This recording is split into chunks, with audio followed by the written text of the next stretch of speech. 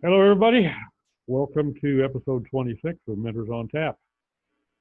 Steve Gangster and myself, we're going to share a few of the things that we're seeing as errors being made or opportunities being missed during this pandemic and the isolation and the economy shutdown and whatnot. Businesses are trying to survive, and some of them are doing the right thing, and a lot of them are not doing the right thing at all. They're doing wrong things. So we're going to touch base on some of those. Steve, say howdy. Howdy. There you go. Talkative, aren't you? Yeah, well, there's a lot of people with a lot of opportunity right now. And there are a lot of people who are just digging a hole and seeing how far they can bury themselves before they get in real trouble. And marketing has changed forever, I think. Yep. You know, we go through this, everything is still about sales. Everything is still about, eyeballs and conversions. But over the last few decades, the process itself has changed, right? It used to be, in the 50s, you could talk down to people and you could do things that you certainly wouldn't do today. I mean, I remember, I'm sure everybody's seen the black and white Flintstones commercial for cigarettes, where the boys go out back and they're having a smoke, and while the girls are working.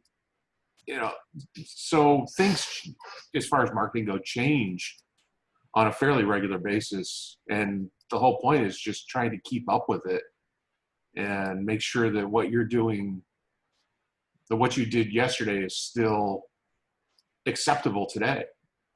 Yeah. For instance, lately there's been a lot of things. You got the Washington Redskins that said that they have finally made a decision. They're going to change the name of the team. Okay. There are other sports teams out there that are using names. The Braves, the Redskins. There's another one too. I forget which one. Cleveland Indians. The Cleveland Indians.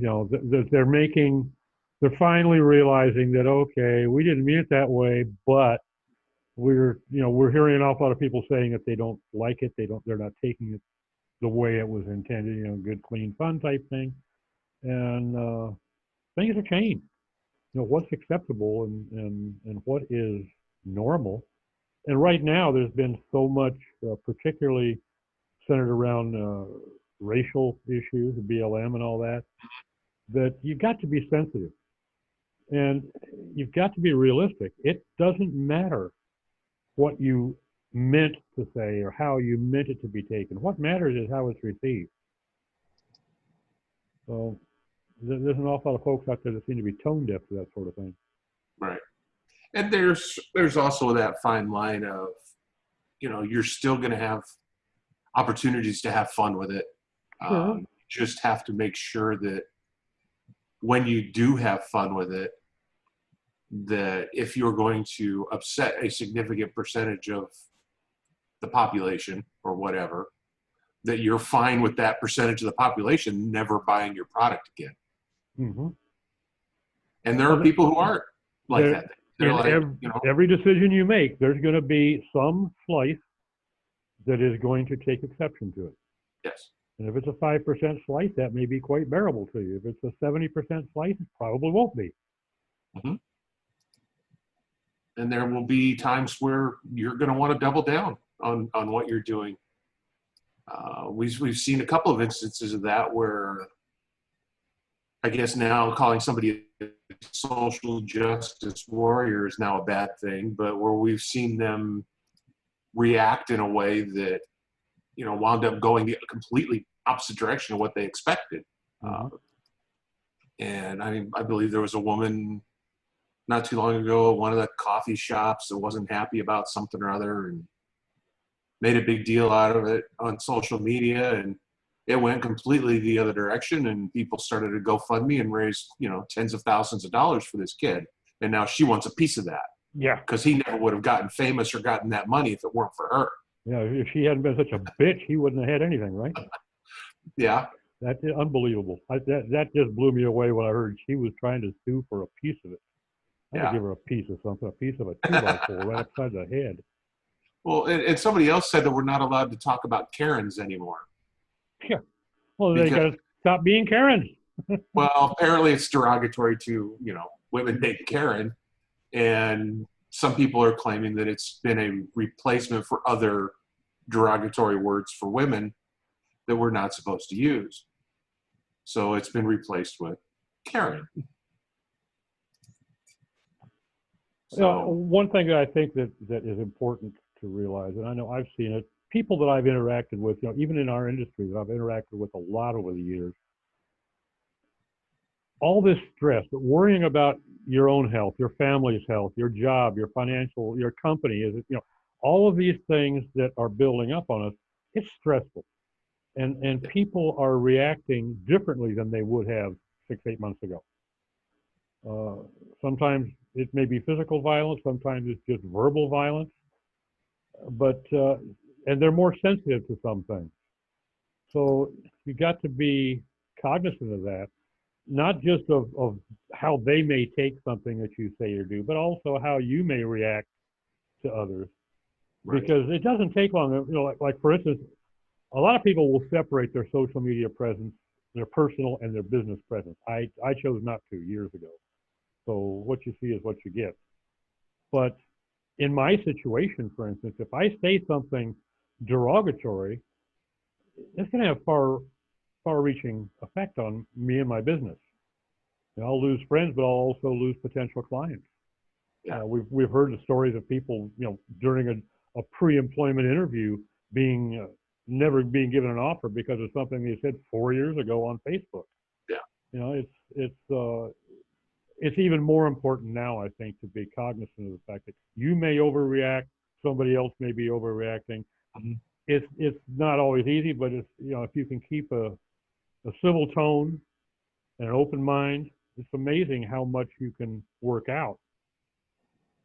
And it's difficult when you're concerned about a family member that's in the hospital, or your kids are in school, or your business is failing. These things all pile up on us, and human beings don't handle insecurity very well.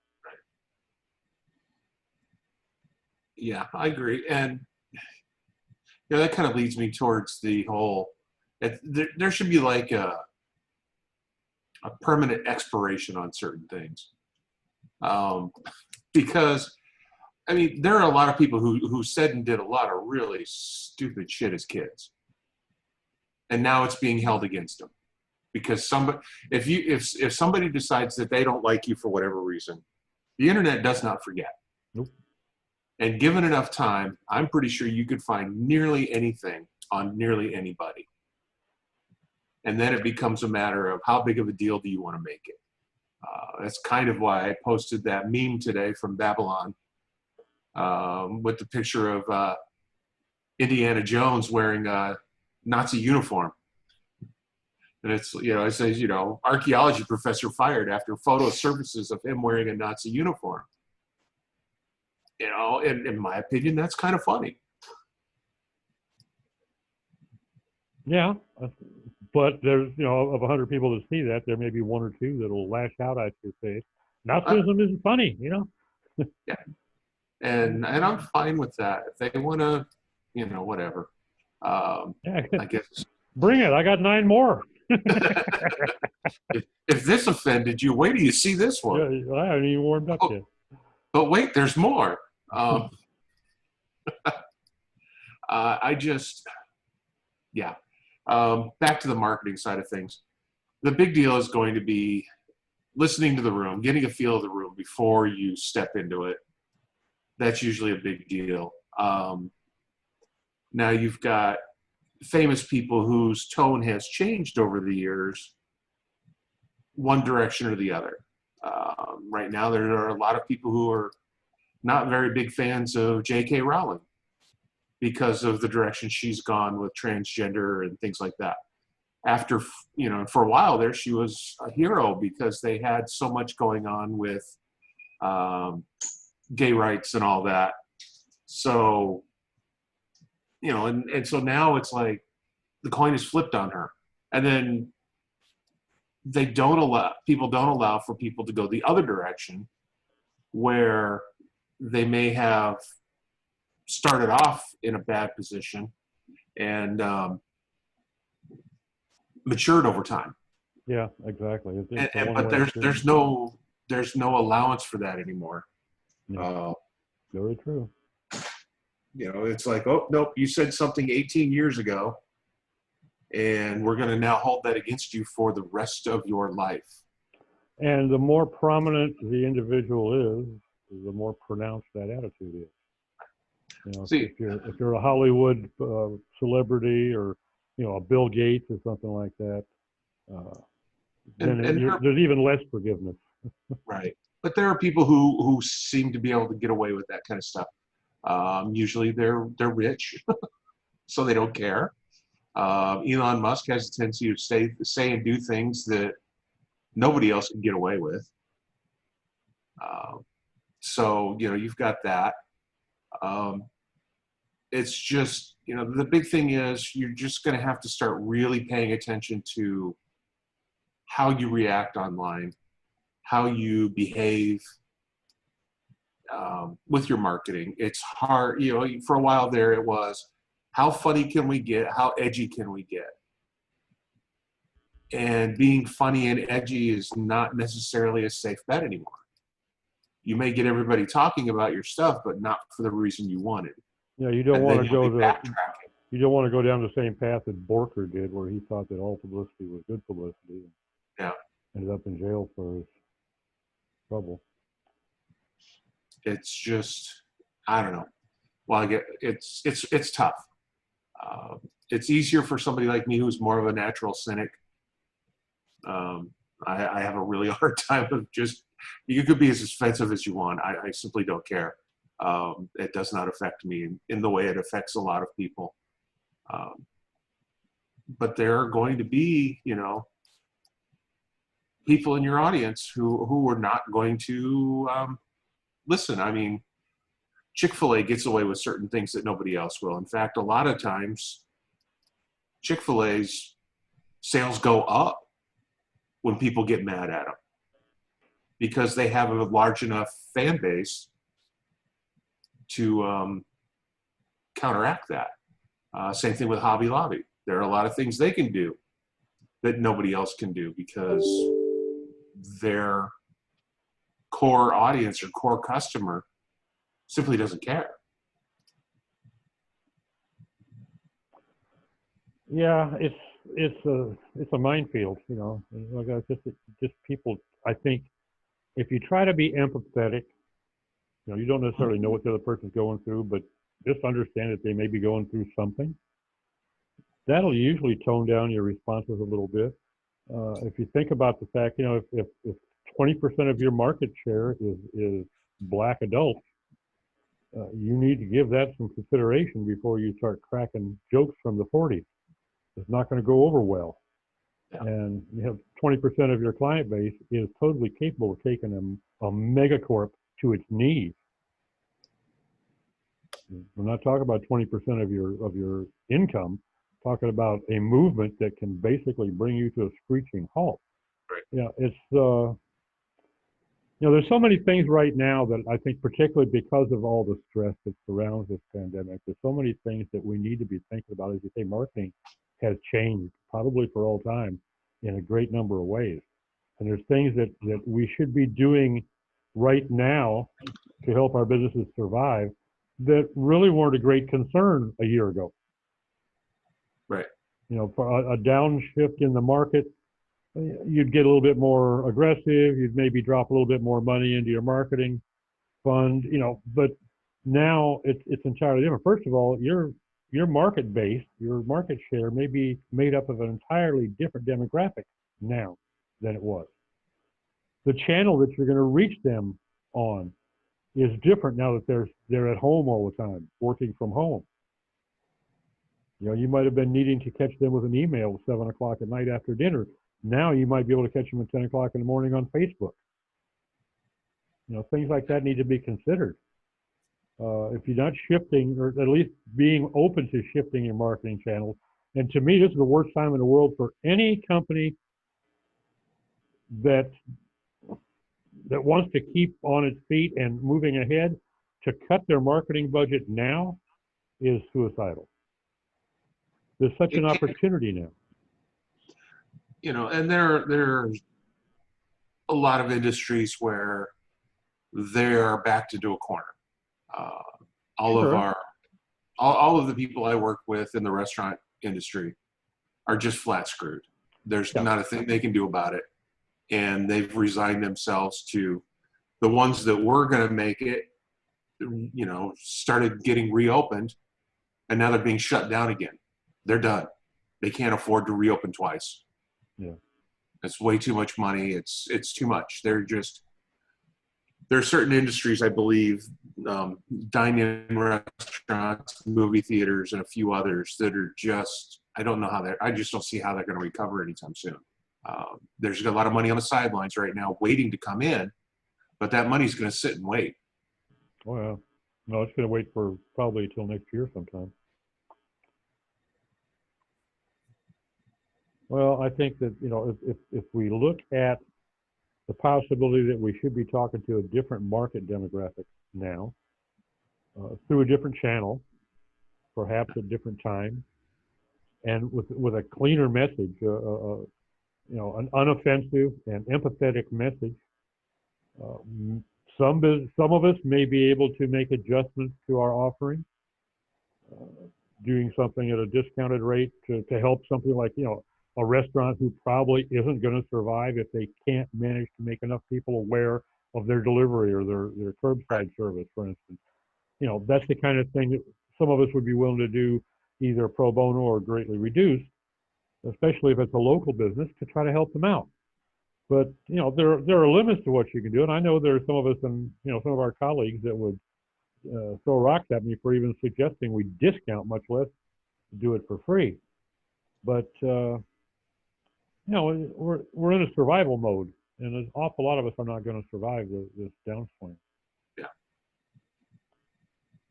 The other thing is too, right now, our USP may change. What was our major value 6 months ago should be replaced with something else that's more valuable today. Now, we may go back to the old USP when things revert to some sense of normalcy, if they ever do. But for now, if we want to survive, we need to be flexible. We need to be resilient. We need to find a new market. Where is it? How to talk to it, and what they're looking for. Their needs have changed. A lot of the restaurants that are offering curbside or delivery service recognize that, because it's the only choice they really had. They couldn't open the doors, so they did a little bit by offering curbside or delivery.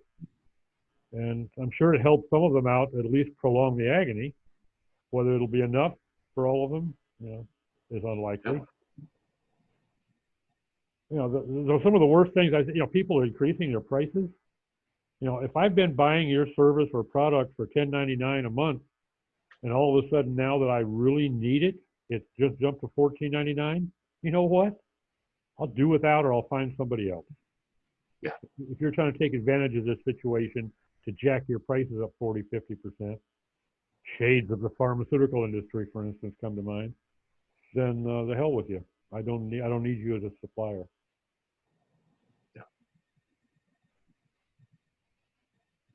I think the biggest thing, the old golden rule, if you just try to put ourselves in the shoes of our potential customer, and how would we react to this if we were in their situation and we were marketed to in this way? That'll stop us from making a lot of those mistakes. Yeah, you would hope so, at least. Not all of us, but yeah, there's some of us who are just we're just doomed. It's tough because a lot of the old traditional marketing techniques are gone. It's always been, these are tried and true. We've been doing it this way for 100 years. This is the way we do it. This is the way it always has been and always will be. And that sand is shifting dramatically right now. Mm-hmm. So it's important to make sure that you or your marketing team is paying attention, really paying attention to what your audience is doing, what your audience expects. Uh, Yep. and for some people, it may be a lower price. For some people, it may be the convenience. There's just what you did a year ago, for all intents, is probably not going to work right now. That's the other point I wanted to make too. Is I think that a lot of us, those that are trying to be aggressive right now and find a way to survive or grow their business, they're trying to find new customers. Mm-hmm. They may be spending more money on their advertising or just going out to new channels. And they're looking for new customers. 20% of the average businesses customers are new. 80% are existing or return. So why would you choose to ignore 80% of your customers when now is the time that A, new customers are going to be most resistant to spending money with you, and B, your existing are going to be most receptive to you helping nurture the relationship? So there were some rules back when I worked retail that kind of put a fine point on this. Like when I worked at the parts store, the rule was if you had somebody standing in front of you and the phone rang, you were supposed to stop whatever you're doing with the person in front of you and answer the phone. Mm-mm. The reason was the guy standing in front of you is already here. He's already here to spend his money. The guy on the phone isn't. The goal is to get him in the door. Yeah. And that was the way we were trained. And that's what we were told to do. And a lot of people still behave that way. It's all about acquisition, because they also know that while, a lot of your customers are repeat customers and they are the easiest to sell to, they're also the least likely to jump ship. I mean, if you regularly go to AutoZone's going to have to do something pretty damn stupid to get you to switch to O'Reilly or whatever, or vice versa. Yeah, but Simply because we're creatures of habit. yeah, we are. But I would also I'd counter that argument, of your previous employer by saying that the guy, if it rings 5 times and he doesn't get an answer, he'll probably hang up and he may call somebody else, and he may not. He may possibly call you again, and he may not. But if you piss off that guy who's standing in front of you by getting involved in a 3 or 5 minute conversation while he's standing there cooling his heels, and he does leave, the chances of him coming back are pretty slim because You he's going know, to keep that taste in his mouth for a long time. and I would agree with you, except in this 3 or 4 years I was doing that, I never had anybody leave. If you handle it right, you can forestall a lot of those problems. But for some literal employee that just gets on the phone, turns his back, and continues the conversation and blows off the guy at the register, if you're going to be that hard about it, the business is going to suffer. Yeah. I mean, well, and that's why we're saying that the audience is changing. Um, it skews a lot younger, it skews more digital, more online. Very few, especially these days, there are so few people out in the stores compared to 6 months ago. And so things have changed dramatically for a lot of those places.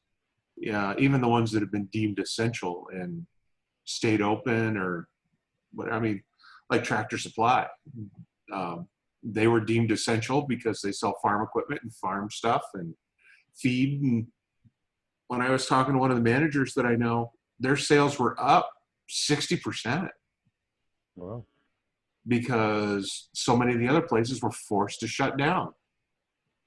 And his only goal was to make sure that all these new customers kept coming back. This was his shot to get them. And he's bending over backwards to do whatever he can to make sure they don't switch back to their old shopping habits when this finally all winds up. Yeah, I think we probably haven't even yet imagined some of the long-reaching economic impact, the way that our marketing world is going to change, the way that our day-to-day life is going to change in terms of how we shop, what we respond to in the way of marketing. Uh, I think it's going to be, well into a couple of years before we see things starting to take shape of how they're going to end up being.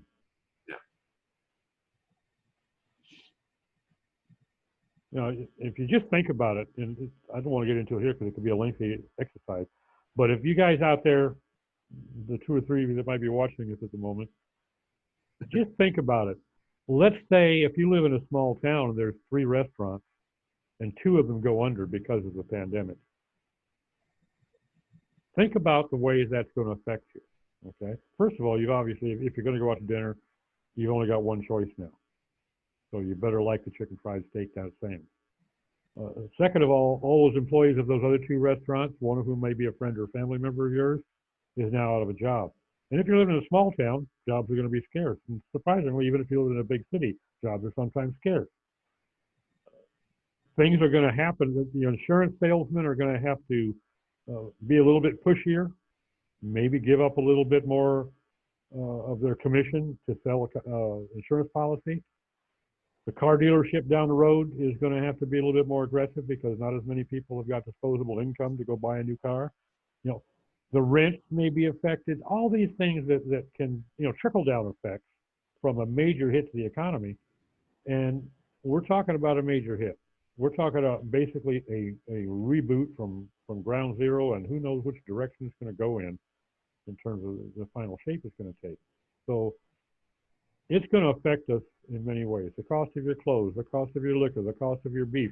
We're already talking about a meat shortage being probable because of the production plants being hit by COVID. And people are scared to buy meat. If you like your steak medium rare, you got to be more concerned about who handled that cut of beef than if you like it well done. Because if you're not getting it up to enough temperature, you may not be wiping out all that RNA. Yeah, and while we're talking about the beef industry, that's an industry that's not going to show the real damage for another year. Oh yeah.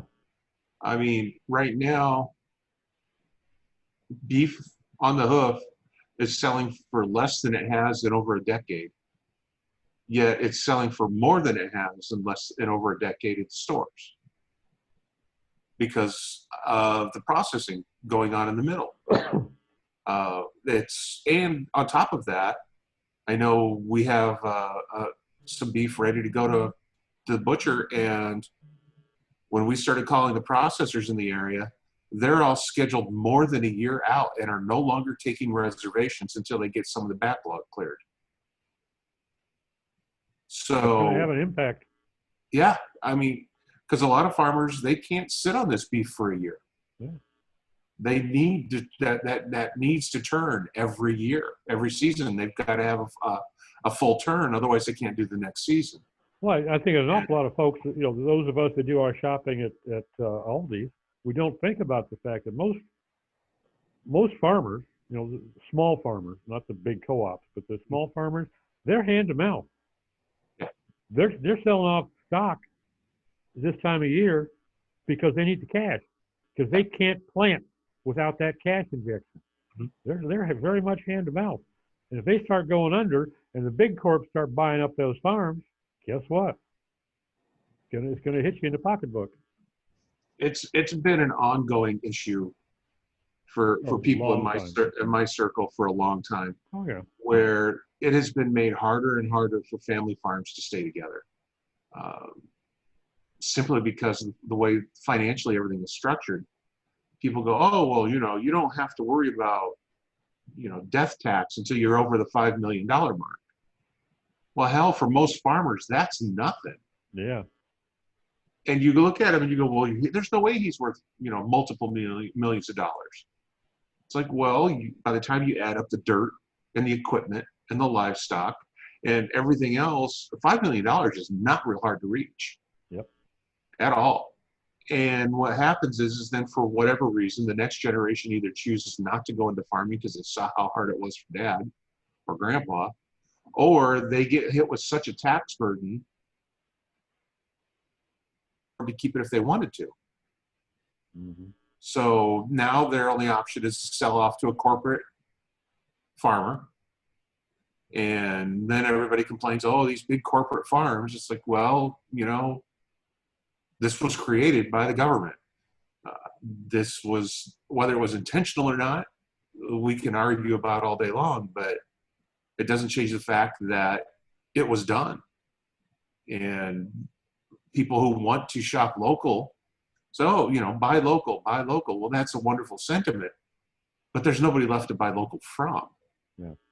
That's, And it's even harder now because you're not allowed, because of the markets are, the local farmers markets are all shut down. The local beef growers can't get their beef processed. And it just goes on and on and on to where, packaged foods from China is about what's left. well, that, and it's not just farms. I mean, every town that's big enough to have a stop sign has got a Walmart in it now. Just So even about. if you're looking for little Johnny or Betty's school clothes or a pair of work boots, you're almost out of luck to a mom and pop local shop. Because if there is still a mom and pop local shop, you can bet your butt they're scrapping every month to make the rent or pay the help or pay the insurance or buy inventory because Walmart's clearing their clock. Walmart and others. I mean, Target and Kmart and all of them. Well, not Kmart anymore, but they're taking a bath just trying to exist. So buying local for just about anything is hard. Well, and this is one of those arguments that I used to have with people all the time. They complain about Walmart coming in and closing down all the local mom and pops. And it's like, Mel, that may be true, but where did you shop? Walmart. Yep. Why did you shop at Walmart instead of the local mom and pop? Well, it was cheaper. You created this just as much as anybody. You made your bed. And and I have a very strict rule personally. I shop as local as possible for everything.